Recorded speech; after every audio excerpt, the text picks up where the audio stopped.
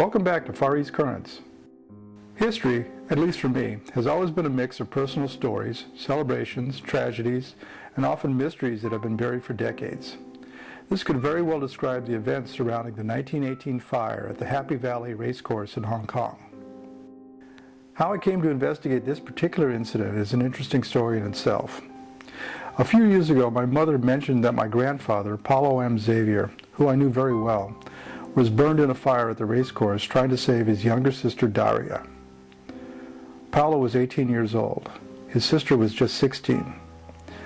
I didn't know much about it at the time, but recently, just before dawn one morning, I had a vivid dream about the fire, and woke up with a persistent feeling that there was more to the story than I had been told.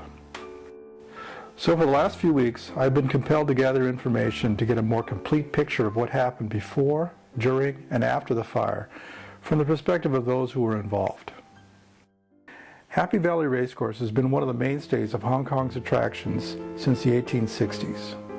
The track is built on reclaimed swampland, and for years has been the site of a vibrant racing season, where members of every social class and ethnic community participate in high-stakes gambling.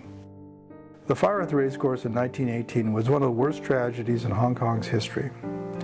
Despite persistent rumors, the principal cause of the blaze was the toppling and burning of 20 match sheds that were used as temporary stands along the south side of the track.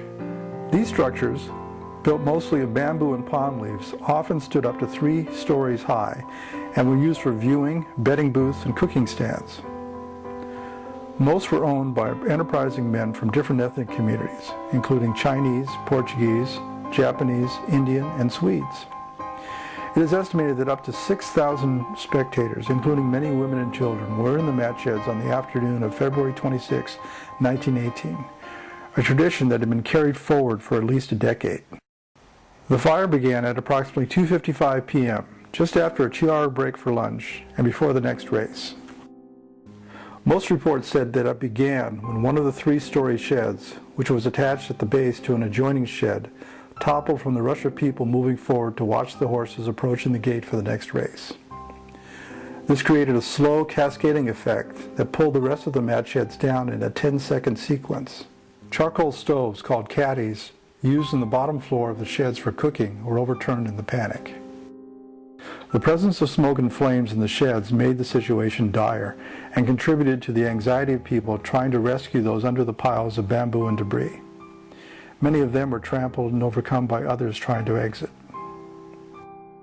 Once the sheds had fallen and the fire began, there was little chance of escape. In the aftermath, there were officially 670 casualties and several hundred missing and presumed dead.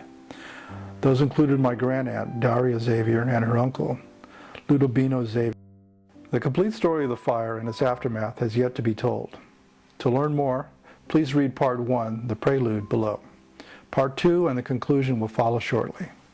Thanks for visiting.